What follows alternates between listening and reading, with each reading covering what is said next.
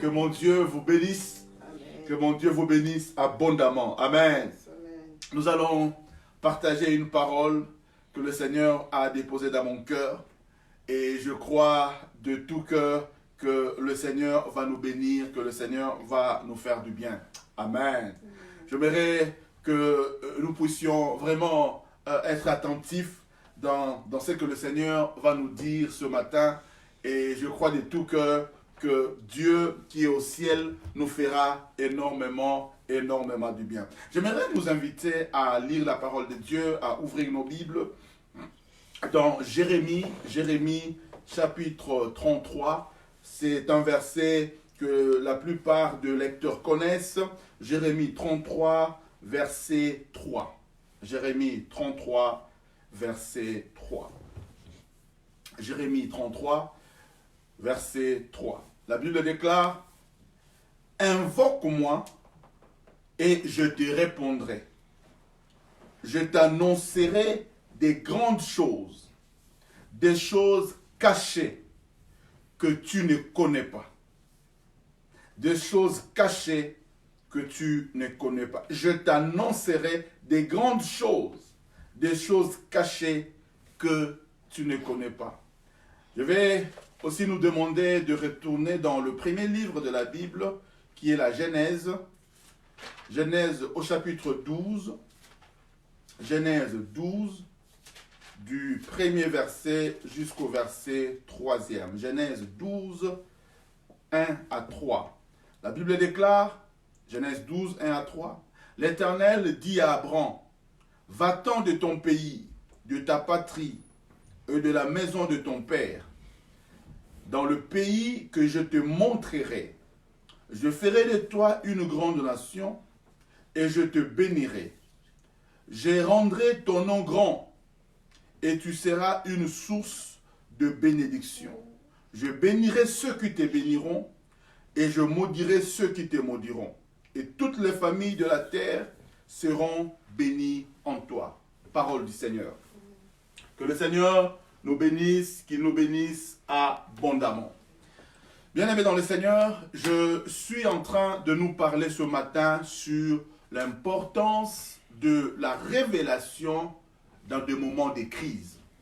L'importance de la révélation dans des moments de crise. Qu'est-ce que la révélation? Qu'attendons-nous quand nous parlons sur la révélation? Bien évidemment, je ne veux pas peut-être donner une définition classique, une définition liée au dictionnaire, mais je vais juste chercher à te faire comprendre quelle est la révélation et pourquoi est-ce qu'elle est importante dans des moments tels que nous sommes en train de passer, dans des moments comme ceci, où nous sommes confinés, où c'est difficile à rester chez soi pendant longtemps, c'est parfois compliqué. Il y a des gens qui meurent, les riches, les pauvres. Aujourd'hui encore, nous avons appris que des dignitaires sont contaminés, certains même meurent de ce virus. Et ça ne prend pas que le pauvre, les riches, tout le monde est en train de trembler. Le puissant comme le faible, tout le monde est en train de vaciller face à cette maladie. Et ça crée une crise, ça crée une peur, ça crée une psychose. Mais comment est-ce que, et pourquoi est-ce que la révélation est importante dans des moments comme celui-ci? C'est quoi donc la révélation? La révélation, je dirais que c'est une lumière ou tout simplement une information nouvelle qui nous est donnée par Dieu, qui est la source de cette lumière, la source de cette information au sujet de quelque chose qui nous était obscur, que nous ne connaissions pas. Dieu dit dans le livre de Jérémie que nous venons de lire, Dieu demande à Jérémie, il dit: Invoque-moi, je te répondrai, je t'annoncerai, je te révélerai des choses, des grandes choses, des choses cachées que tu ne connaissais pas. Vous savez, notre Dieu, il est celui qui aime révéler des choses. Il est celui qui aime dire des choses. N'est-il pas écrit que Dieu ne fait rien sans pour autant annoncer d'abord la chose à ses serviteurs, le prophète? Dieu, c'est vrai qu'il y a des choses qui nous sont cachées, mais Dieu aime nous le révéler. Si nous sommes attentifs à Dieu, si nous savons invoquer Dieu, Dieu aime nous révéler certaines choses. Dieu aime nous mettre au parfum. Dieu aime que nous sachions déjà la chose qu'il fera, afin que quand la chose sera faite, que nous n'attribuions pas la gloire de cette chose à quelqu'un d'autre, mais que nous reconnaissions, oui, effectivement, Dieu m'avait dit ça, Dieu avait fait ça, Dieu avait promis cela. La révélation. La révélation, c'est aussi un but à atteindre que Dieu nous montre. Quand Dieu nous appelle, il nous fixe déjà un objectif, il nous révèle, il nous donne un but, il nous donne un objectif, il nous donne ce que ça s'appelle une destination, une destinée. Il nous fait voir qu'est-ce qui nous attend demain. Dieu nous révèle déjà dès le commencement quelle est la fin qu'il attend avec nous. La révélation, c'est le but à atteindre que Dieu te montre. C'est une destination que Dieu te fixe. Parce que ce qui est vrai, c'est que quand Dieu t'appelle, il te montre la destination, il te montre la finalité. Mais il ne te dira pas forcément le parcours par lequel tu vas passer. Il ne va pas forcément te montrer le chemin par lequel tu vas passer. Mais ce qui est important, c'est que tu dois retenir qu'il y a un point A avec le Seigneur, il y a aussi un point Z avec notre Dieu. Il y a un commencement, il y a aussi une fin. Tu sais d'où le Seigneur t'a pris. Et tu dois retenir là où Dieu t'amène. Tu dois savoir, connaître ton point Z. Et le point Z, c'est Dieu qui te le révèle. C'est Dieu qui te le dit. Et généralement, il nous le dit, non pas en plein conflit, mais il nous le dit dès que nous commençons. Parce que le Seigneur sait que dans l'entretemps, entre A et Z, il y a d'autres lettres, il y a d'autres problèmes que nous allons traverser. Durant notre marche, durant notre parcours, il y aura des problèmes. Il y aura des coronavirus. Il y aura parfois des trahisons. Vous savez, entre la lettre A, la lettre du commencement et la lettre Z, il y a beaucoup d'autres lettres au milieu. N'est-il pas écrit que notre Dieu est l'alpha et l'oméga? Alpha, c'est la première lettre dans l'alphabet grec, et oméga, c'est la dernière lettre de l'alphabet grec. Nous pouvons aussi dire en français que Dieu est A et il est Z. Mais entre A et Z, il y a beaucoup d'autres lettres au milieu. Il y a des lettres comme B, comme D, et D comme destruction, E comme échec, T comme trahison. Il y a beaucoup de lettres au milieu. Et nous allons traverser parfois des échecs. Nous allons parfois traverser des B comme blessure. Nous allons traverser des C comme catastrophe. Nous allons connaître des M comme maladie. Nous allons connaître des P comme la peste. Nous allons connaître des V comme virus, coronavirus. Mais notre Dieu n'est pas A et V. Notre Dieu n'est pas A et C. Notre Dieu, il est A et Z. C'est-à-dire, ce qui est important, c'est que là où il t'a pris, quel que soit le chemin par lequel tu passeras, ce qui est certain, c'est que tu arriveras au Z. Alors, quel que soit le trouble que tu peux rencontrer, garde la révélation du début. Garde ce que Dieu t'a dit, les promesses que Dieu t'a faites dès le départ. Parce que ce qui est certain, il est fidèle. Il est fidèle. Ce qu'il dit, il finit toujours par l'accomplir. Alors tu dois retenir la révélation que Dieu te montre.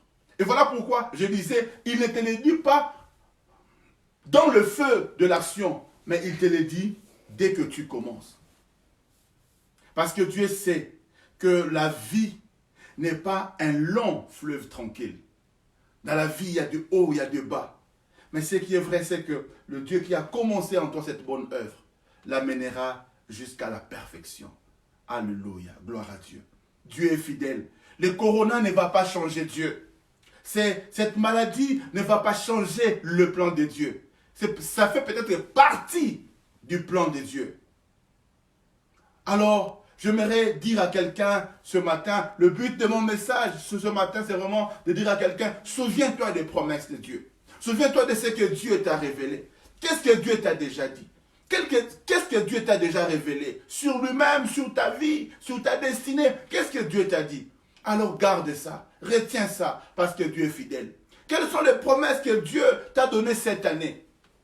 Tu peux commencer à croire, mais ça sera impossible, ça sera difficile avec tous ces coronas, ça chamboule tous mes plans. Bien-aimé dans le Seigneur, j'aimerais te rassurer que notre Dieu est toujours capable d'accomplir ses promesses. La Bible déclare, sa renommée s'est accrue à cause de l'accomplissement de ses promesses. Dieu n'accomplit pas ses promesses quand forcément tout est mis en place. Quand la situation est calme, même dans le trouble, Dieu sait accomplir ses promesses. Même dans les moments difficiles, Dieu est capable d'accomplir ses promesses. Voilà pourquoi nous parlons d'un Dieu de miracles. Voilà pourquoi nous parlons du Dieu tout-puissant, maître des temps et des circonstances. Quand il veut accomplir sa promesse, même dans des moments difficiles, même au milieu des ennemis, Dieu est capable de renverser la situation. La Bible déclare, quand l'Éternel est favorable à une personne, il fait en sorte que même ses ennemis lui soient aussi favorables. Il dispose le cœur de ses ennemis en faveur de celui pour qui Dieu est favorable. Bien-aimé dans le Seigneur, n'aie pas peur. Ne te tourmente pas. Cette situation, comme je disais le vendredi, peut se retourner en bien pour toi.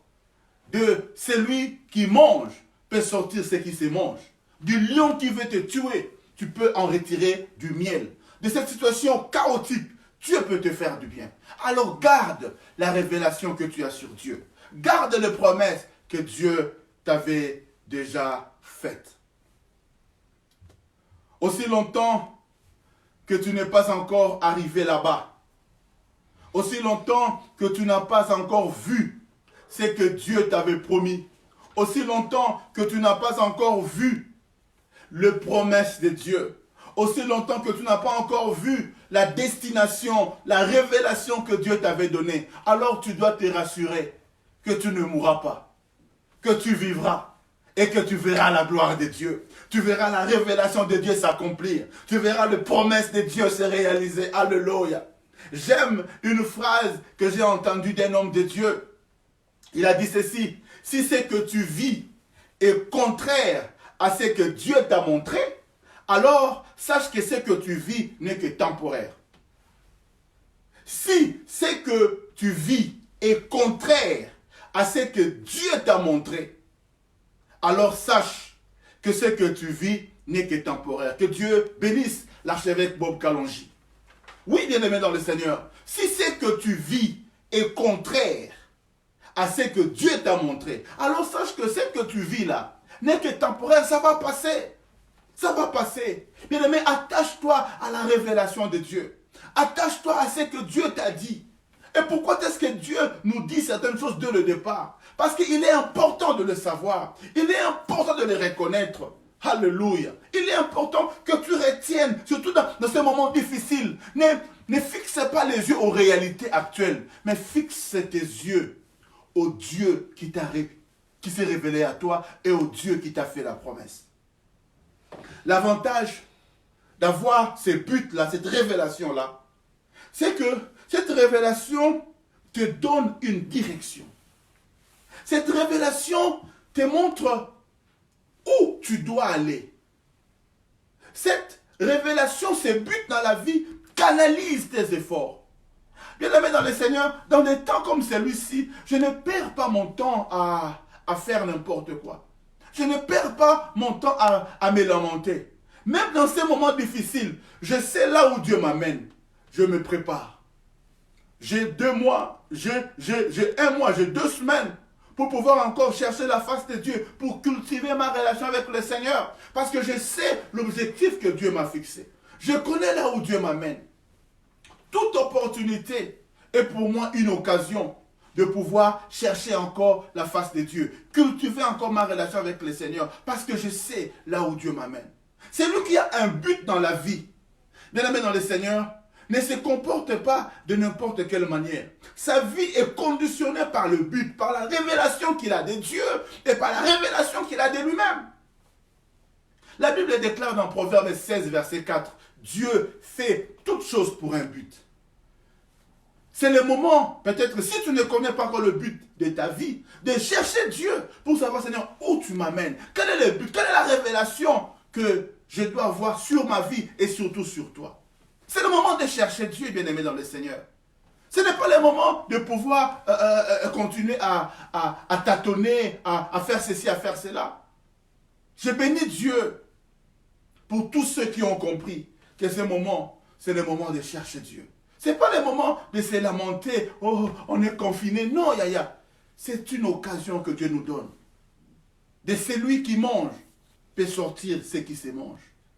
De cette occasion, de ce moment difficile, on peut en faire une opportunité pour chercher Dieu. Pour chercher la face de Dieu. Alléluia. Connaître. Avoir une révélation. Canalise tes efforts. Te permet de savoir ce que tu dois faire et ce que tu ne dois pas faire. Tu sais là où Dieu t'amène. Celui qui a un objectif dans sa vie, il ne fait pas n'importe quoi. Celui qui veut postuler, par exemple, pour être demain président, il sait que dès aujourd'hui, je ne dois pas me comporter de n'importe quelle manière. Par exemple, quand tu dois postuler comme président des États-Unis, il faut savoir que même les erreurs que tu as commises quand tu avais 15 ans vont finir par te rattraper. Si tu avais fumé un joint quand tu avais 18 ans, quand tu vas postuler, ils vont chercher à tout révéler. Alors, celui qui sait que j'ai des ambitions, celui qui sait que j'ai un objectif, commence déjà à se préparer dès aujourd'hui. Et surtout, si tu as confiance en Dieu, si tu crois que ces promesses vont s'accomplir, dès maintenant, tu dois commencer à te préparer. Cette crise, ce moment difficile, c'est l'occasion de chercher à te ressourcer, à retrouver la révélation que tu as de Dieu. C'est lui qui a un but, c'est lui qui a une révélation de Dieu. Ne marche pas, ne disperse pas ses efforts, mais il essaie de canaliser ses efforts, ses ressources pour atteindre l'objectif, le but qu'il sait que Dieu lui a assigné. C'est lui qui a un objectif. C'est lui qui a une révélation. Cette révélation, ça lui donne une vraie raison d'être. Tu n'auras pas à passer ton temps à faire n'importe quoi. C'est lui qui a un objectif, une révélation claire de Dieu et de là où Dieu l'amène. Il ne s'arrête pas à combattre n'importe quel combat. Bien-aimé dans le Seigneur, j'aimerais rappeler à quelqu'un que tout combat n'est pas à combattre. Il y a certaines batailles qu'il faut tout simplement éviter. Non pas parce que j'ai peur, non pas parce que je ne sais pas être vainqueur. Non, mais tout simplement parce que je ne vois pas l'importance. À quoi ça me sert par rapport à l'objectif que j'ai? À quoi ça me sert? David, il y a ses frères qui ont cherché à se disputer avec lui quand il est venu pour combattre Goliath. Mais la Bible dit, David ne les a même pas, ne s'est même pas intéressé à eux. En lingala, il s'est détourné de son frère qui voulait se chamailler avec lui. Parce que je ne suis pas venu pour te combattre, mais disputer avec toi, ça ne va rien me rapporter. Mais moi, mon objectif, j'ai compris que c'est de combattre Goliath. C'est lui qui a un but, c'est lui qui a une révélation de la vie. Il ne se dispute pas avec tout le monde. Il n'entre pas dans tous les combats. Tu ne dois pas te mettre là en cet instant à passer tout ton temps en train de discuter Corona. Qu'est-ce que les gens disent sur Corona? C'est une bataille qui ne t'intéresse pas. Alléluia. Non. Tu ne dois pas passer tout ton temps en train de chercher Corona fait quoi. Tu es tout le temps sur Internet et lire toutes ces vidéos alarmantes et qui te font peur, et qui te traumatisent. Non.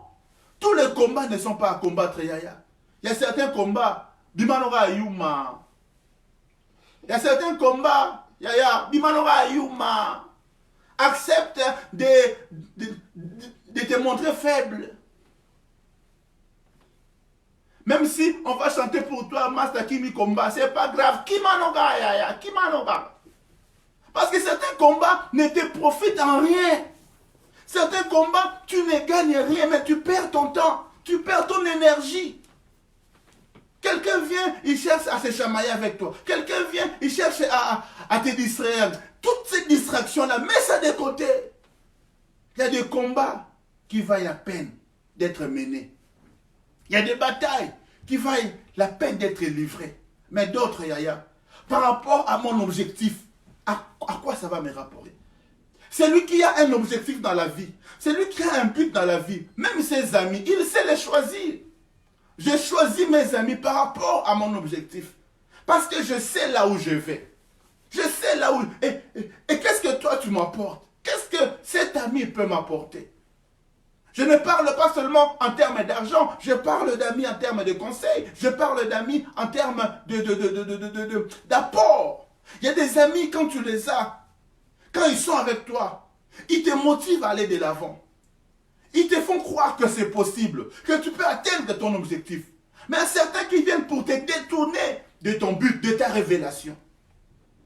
C'est lui, comme ami, qui vient aujourd'hui et te dire, tu priais, et maintenant. Cet ami qui vient chercher à te distraire toujours quand tu dois prier. Cet ami qui vient toujours à te désorienter quand tu dois aller à l'église. Ce n'est pas un ami. Cet ami qui est toujours défaitiste, qui te dit toujours non, ça ne va pas. Non, non, non. Et des amis qui t'encouragent, et des amis qui t'encouragent à atteindre ton but. C'est lui qui a une révélation. Choisis même ses amis par rapport à la révélation que tu as. Bien-aimé dans le Seigneur, toute personne n'est pas appelée à être ton ami. Si tu veux faire de tout le monde tes amis, alors sache que tu es en train de creuser ta tombe. Tu n'arriveras jamais à ta destination. Tu n'atteindras jamais le but pour lequel Dieu t'a donné. Parce qu'il faut retenir ceci. Même quand Dieu te révèle quelque chose, Dieu ne va pas atteindre l'objectif seul. Non, il va collaborer avec toi. Tu dois collaborer avec Dieu. J'aime cet illustre personnage. Je pense que c'est Saint-Exupéry qui a dit ceci: le Dieu qui nous a sauvés sans nous, pardon, le Dieu qui nous a créés sans nous ne nous sauvera pas sans nous. Le Dieu qui nous a créés sans nous, il ne nous sauvera pas sans nous. Pour nous créer, Dieu ne nous a pas demandé la permission. Mais pour nous sauver, Dieu a besoin de collaborer avec nous. Dieu a besoin de ta participation. Voilà pourquoi nous disons, il y a la part de l'homme, il y a la part de Dieu. Ta part à toi, pour atteindre l'objectif, c'est de aussi savoir choisir les amis. Dans ces moments comme celui-ci, choisis des bons amis. Choisis qui écouter. Bien-aimé dans le Seigneur, sur Internet, aujourd'hui, tout le monde est en direct. Sur Internet, aujourd'hui, il y a plein de messages. Mais tu ne dois pas écouter tout le monde. J'aimerais dire, il y a un pasteur que Dieu t'a donné. Il y a un homme de Dieu que Dieu a placé devant toi. Écoute-le, écoute ce qu'il te dit. Tu n'as pas à écouter tous ces messages qui t'alarment, qui te font peur, qui te font perdre la foi. Non. Qui te font détourner tes regards de l'Éternel. Non. Écoute ses amis, écoute cet homme de Dieu que Dieu a placé devant toi. Parce que l'objectif que tu veux atteindre, le but de Dieu dans ta vie ne se fera pas sans toi. Dieu a besoin de ta participation. Alors celui qui a un but, celui qui a un objectif, choisit aussi ses amis. Choisis aussi ce qu'on appelle les compagnons de la destinée. Ces compagnons-là, c'est Dieu qui te les donne. Alors il faut que tu saches reconnaître. Celui-ci est bon pour ma destinée. Celui-là, non. Bien-aimé dans le Seigneur, la vie m'a appris beaucoup de choses. La vie m'a enseigné beaucoup de choses. Vous savez, dans notre vie, il y a des gens qui viennent, il y a des gens qui partent. Tout le monde n'est pas appelé à rester à tes côtés. Il y a certains qui vont venir pour une saison, d'autres pour plusieurs saisons. Il y a certains amis qui sont des amis que j'appelle temporaires. Mais d'autres amis sont des amis qui sont permanents. Alors, ne fais pas d'un ami temporaire un ami permanent. Il y a certaines personnes qui vont venir auprès de toi pour un instant. Ils vont peut-être être utiles. Mais à un certain moment, quand leur utilité ne s'avère plus, bien aimé dans le Seigneur, il faut aussi savoir lâcher certaines personnes. Moi, il y a des gens que j'ai compris, non, pour ma destinée, ils ne doivent plus être de mon côté ou à mes côtés. J'ai compris cela, j'ai dit, ok, nous restons en bonne relation, on se salue, mais on ne se fréquente plus. Ce n'est pas que j'ai des problèmes contre eux, non. Mais j'ai seulement compris que la manière dont cette personne me traite, ou la manière dont il essaie de me distraire, ça risque de me désorienter. Alors, nous restons amis, on se salue de loin, mais ce n'est plus la peine de se fréquenter. J'ai choisi mes amis. Les amis, on les choisit. Le voisin, on peut te l'imposer. Quoique, tu peux encore changer de quartier. Un frère, on te l'impose. Mais un ami, on le choisit. On le choisit par rapport à quoi? Par rapport à l'objectif que je vais atteindre. Par rapport au but que je vais atteindre. C'est lui que je dois écouter. Je le choisis. On ne m'impose pas. Non, personne ne peut venir m'imposer. Écoute celui-ci, écoute celui-ci. Non, non, non. Mes oreilles, c'est moi qui décide à qui je vais le prêter. Je n'écoute pas tout le monde. J'écoute ceux qui peuvent m'aider à atteindre ma destinée. Bien-aimé dans le Seigneur, il est important de connaître la révélation, d'avoir la révélation, de se souvenir de promesses que Dieu t'a faites. Vous savez, ce que j'aime avec Jésus, c'est que Jésus, déjà à l'âge de 12 ans, il connaissait déjà ce pourquoi il était venu. Rappelez-vous, quand son père et sa mère, Marie et Joseph, sont venus le trouver dans les temples, en train de discuter avec le scribe, les pharisiens. Ils lui disent, mais fils, pourquoi tu nous as fait aussi peur? Et Jésus, dans un calme olympien, dans une autorité divine, il leur dit, mais ne savez-vous pas que je dois m'occuper des affaires de mon Père? Alléluia. Déjà à 12 ans, il connaissait déjà ce qu'il devait faire. Il connaissait déjà son objectif. Et il pouvait défendre sa cause. Il choisissait son milieu. Il choisissait avec qui parler. Il choisissait qui fréquenter. Bien-aimé dans le Seigneur, dans des moments comme celui-ci, dans des moments de crise, souviens-toi de la révélation que tu as de Dieu. Souviens-toi de la révélation que tu as aussi sur toi-même. Parce que quand tu connais Dieu, tu te connais aussi toi-même. Oh, j'en parlerai. La Bible déclare, ceux du peuple qui connaîtront leur Dieu agiront avec fermeté, avec efficacité. Si tu connais Dieu, tu connais aussi ton potentiel. Si tu connais Dieu, tu connais aussi tes capacités. Plus nous connaissons Dieu, plus nous découvrons nous-mêmes. Jésus connaissait exactement ce pourquoi il était venu. Il connaissait son objectif. Il connaissait son but dans la vie. Il connaissait sa mission. Connais-tu ta mission? Connais-tu pourquoi tu existes? Connais-tu pourquoi certains sont morts et toi non? Connais-tu pourquoi tu es encore en vie aujourd'hui? Connais-tu pourquoi est-ce que tu vis?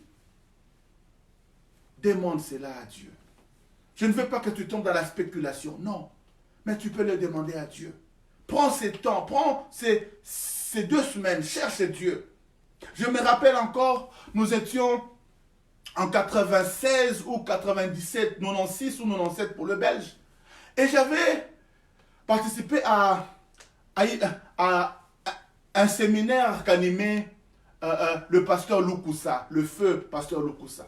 Et je me rappelle, il avait prêché sur la vision. Il a prêché sur la vision. Oh mon Dieu! Je n'avais jamais entendu quelqu'un prêcher ainsi sur la vision. Ça m'avait bouleversé. Il y a des messages, quand tu les entends, ça change ta vie. J'ai écouté ce message-là du feu révérend pasteur Loukoussa. Yaya, après son message, je suis allé m'enfermer pendant 2 jours en jeûne pour dire au Seigneur, Seigneur, montre-moi quelle est la vision de ma vie. Il disait, j'aime marcher avec ceux qui ont la vision. Parce que même au temps de troubles, ils ne tremblent pas. Ils savent que aussi longtemps que la vision ne s'est pas réalisée, je ne mourrai pas. Mais quand tu marches avec des gens qui sont sans vision, quand tu marches avec des gens qui ne savent pas où est-ce qu'ils vont, Yaya, au moins ils disent, oui, ils ont toujours peur. Mais c'est lui qui sait que j'ai une vision. Je sais là où Dieu m'amène. Il ne tremble pas, il ne se trouble pas. Yaya, je suis allé chercher Dieu pendant 2 jours. Et là, ce jour-là, Dieu m'a dit des choses. Dieu m'a montré des choses. Là où je suis aujourd'hui, Dieu me l'avait montré. Alors que je n'avais... on était qu'en 90, 92. Dieu m'avait dit, dans ces temps de crises, de grandes complications, Dieu m'avait déjà montré que je serais en train de voyager, que je serais en train de partir ici et là pour annoncer la parole du Seigneur. Ce jour-là, je savais que advienne la guerre de Kabila, advienne la guerre des Rwandais contre le Congo. Moi, je ne mourrai pas. Dans ces guerres-là, je ne mourrai pas. Je le savais déjà parce que j'avais des promesses. J'avais une vision que Dieu m'avait donnée. Quelle est la vision que tu as? Quelles sont les promesses que Dieu t'avait faites? Aussi longtemps que ça ne s'est pas encore accompli, crois que tu vivras. On déclare avec moi, je vivrai. Et je raconterai les œuvres de l'Éternel. Je vivrai, je ne mourrai pas. Et moi, je raconterai les œuvres de l'Éternel. Alléluia. Quelle est la vision que tu as? Quelle est la promesse que tu as? Oh mon Dieu. C'est lui qui a un objectif. C'est lui qui a un but. C'est lui qui a la révélation des cieux. Il ne tremble pas. Atama bele fungwami. Bipaina telemina bangateo. Oya simbinga zamakasi. Kombo na ye Yesu Kristo. Ata mokili boyi kondima. Oya lobi ponanga. Alléluia. Eko salama. Même si la terre tremble autour de moi, moi là où je suis, je resterai ferme. Je ne vais pas m'inquiéter parce que c'est lui qui m'a fait la promesse. C'est lui qui m'a appelé. Alléluia. Il est fidèle. Il sait me protéger. Il sait me garder. Alléluia. Alléluia. Yaya, c'est très important de savoir la révélation, d'avoir la révélation de Dieu. Et surtout, dans un moment difficile, rappelle-toi de la révélation que Dieu t'avait donnée. Quelle est la révélation que tu avais de Dieu? Et que l'Europe ne te fasse pas oublier, que le coronavirus, que les informations ne te fassent pas oublier la révélation que Dieu t'avait donnée dès le départ. Notre père Abraham, Dieu l'appelle, il lui dit, voici ce que je ferai avec toi. Voici les promesses que je te donne. Mais Abraham ne savait pas qu'il y aurait des moments difficiles. Mais la promesse du départ avec Dieu, ça finit toujours par se réaliser. Bien-aimé dans le Seigneur, c'est lui qui a un but. Le but, la révélation de Dieu, te donne aussi une passion. La passion, la motivation de tes actes. C'est lui qui a un but. C'est lui qui a une révélation de Dieu. Ça motive sa vie. Ça constitue une source de motivation, une source de passion. C'est une chose, je le fais par passion. Parce que cette passion vient de la révélation que j'ai de Dieu. Certains te diront, mais pourquoi, même dans des moments difficiles, tu continues à chercher à donner à Dieu, à chercher à soutenir l'œuvre de Dieu, à payer la dîme, même dans ces moments difficiles. Certains gens ne comprendront pas. Mais moi je sais là où Dieu m'a pris. Je sais ce que Dieu a fait pour moi. J'ai la révélation de mon Dieu. Même dans des moments difficiles, je continuerai à être passionné de Dieu. Pourquoi je prêche comme ça? Parce que je sais, je connais mon Dieu, je connais mon Seigneur. Alléluia. Même dans des moments difficiles, Élie ne s'est pas privé de demander à la veuve de Sarepta l'offrande. Dans des moments difficiles, Élie vient demander l'offrande. Il dit à la veuve de Sarepta, donne-moi d'abord. Parce que je connais mon Dieu. Yaya, tu n'as pas ce que tu as parce que tu as fait des provisions. Non. Tu as ce que tu as parce que Dieu a permis que tu les as. Mon pourvoyeur, la source de mes ressources, c'est Dieu. Donne-moi d'abord un bon amen. Pourquoi tu hésites? J'ai ce que j'ai parce que Dieu me le donne. Même dans des moments difficiles, je reste passionné par Dieu. Je reste passionné par le Seigneur. Alléluia. Je reste ferme avec mon Dieu. La révélation pour moi constitue une source de passion, une source de motivation. Je sers Dieu, même dans les moments difficiles. Je continue à servir Dieu. Je continue à soutenir l'œuvre de Dieu. Je continue à payer ma dîme parce que j'ai une révélation. Certains gens vont se mettre là à critiquer, à dire n'importe quoi. Mais moi, je ne suis pas là. Je ne les écoute pas. Je continue à prier. Je continue à jeûner. Je continue à lire la parole de Dieu. Je continue. Moi, là, je continue à vous servir. Malgré ces temps difficiles. Malgré que d'autres personnes ont trouvé un moyen pour blaguer avec le pasteur, pour critiquer le pasteur. Mais moi, je ne suis pas là. Je continue à servir Dieu parce que Dieu m'a appelé à le faire. Quelle est la révélation que tu as de Dieu? Quelle est la révélation que tu as de Dieu? Et quelle est la révélation que tu as pour toi-même ou sur toi-même? J'aime mon Dieu. J'aime mon Seigneur. Pour finir ce message, bien-aimé dans le Seigneur, et nous donner quelques temps pour prier, j'aimerais te dire ceci. Philippiens chapitre 4, 6 à 7 nous dit ceci. Ne vous inquiétez de rien. Ne vous inquiétez de rien. Nothing. Que rien ne puisse vous inquiéter. Mais en toute chose, faites connaître vos besoins à Dieu par de prières et de supplications avec des actions de grâce. Et la Bible déclare, et la paix de Dieu, qui surpasse toute intelligence, gardera vos cœurs et vos pensées en Jésus-Christ. Bien-aimé dans le Seigneur, c'est lui qui a la révélation. C'est lui qui a la révélation de Dieu. Même dans ces temps difficiles, il garde son cœur en paix. Il ne s'inquiète pas.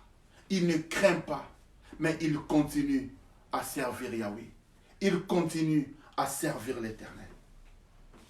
Il continue à croire que la révélation que j'avais reçue, les promesses que j'avais reçues, finiront par s'accomplir.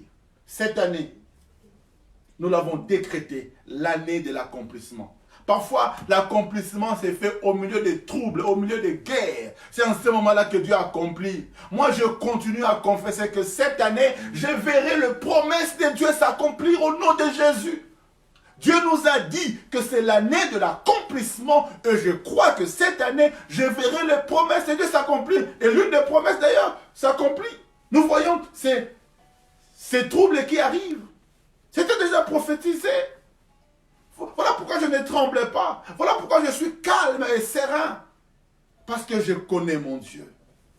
Ésaïe 41, verset 10 nous dit ceci. Ne crains rien, car je suis avec toi.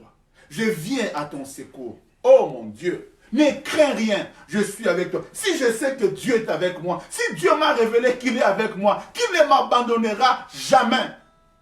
Alors même dans les moments difficiles, je me souviens de sa révélation. Je me souviens de ce qu'il m'a dit. Je me souviens de l'objectif qu'il m'a donné. Je me souviens des promesses. Yaya, est-ce que tu n'as même pas une seule promesse que Dieu t'a donnée qui ne s'est pas encore accomplie? Si ça ne s'est pas encore accompli, alors reste calme. Parce que tu ne mourras pas. Tu vivras et tu raconteras les œuvres de l'Éternel. Ne crains rien. Ésaïe 41, verset 10. Ne crains rien, car je suis avec toi. Psaume 118, verset 6, nous le dit aussi. L'Éternel est pour moi. Je ne crains rien. Que peut me faire les hommes? Que peut me faire coronavirus?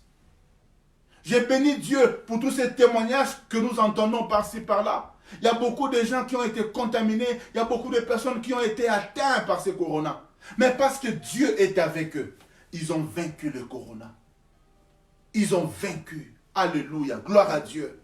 Yaya, ça peut te toucher. Ça peut t'ébranler. Mais ce qui est certain, c'est que ça ne te tuera pas. 1000 tombent à ta gauche, 10 000 à ta droite. Toi, tu ne seras pas atteint. La terre pourra bouger. Tu pourras aussi bouger. Mais tu ne seras pas effondré. Parce que Dieu te garde. Je bénis Dieu pour tous ces témoignages que nous entendons par-ci, par-là. Des personnes que Dieu guérit. Oui, Dieu est en train de faire des choses. Des miracles sont en train d'être opérés. Même dans ces moments difficiles. Au-delà du corona, tu as d'autres problèmes. Je sais que tu as d'autres situations difficiles. Au-delà du corona, mais la vie continue. Ces problèmes-là, crois aussi que Dieu va s'en occuper. Dieu n'a pas oublié que tu as besoin du mariage. Le corona ne t'a pas fait oublier que tu as besoin du mariage. Certains même, durant ce corona, ils disent, oh, ceux qui n'ont pas la mout. Dieu n'a pas oublié que tu as aussi besoin d'autre chose. Tu as besoin d'argent. Tu as besoin de... Papa, la vie continue. La vie ne s'arrête pas au corona. Après corona, il y aura encore la vie. Tu dois croire en Dieu qui te fera sortir de ce corona. Tu dois croire en Dieu qui te donnera aussi d'autres choses dont tu as besoin. Et la première des choses, c'est d'abord la vie éternelle. La Bible déclare, cherchez d'abord le royaume des cieux et tout vous sera donné. Dans ces temps comme celui-ci, ta recherche doit se focaliser, doit se concentrer d'abord sur le royaume des cieux. Parce que les autres choses, là, ça viendra. Dieu te protège déjà. Il te donnera aussi ce dont tu as besoin. Ne crains rien. Je suis avec toi. Et je vais finir avec ce verset de Jean 6, verset 20.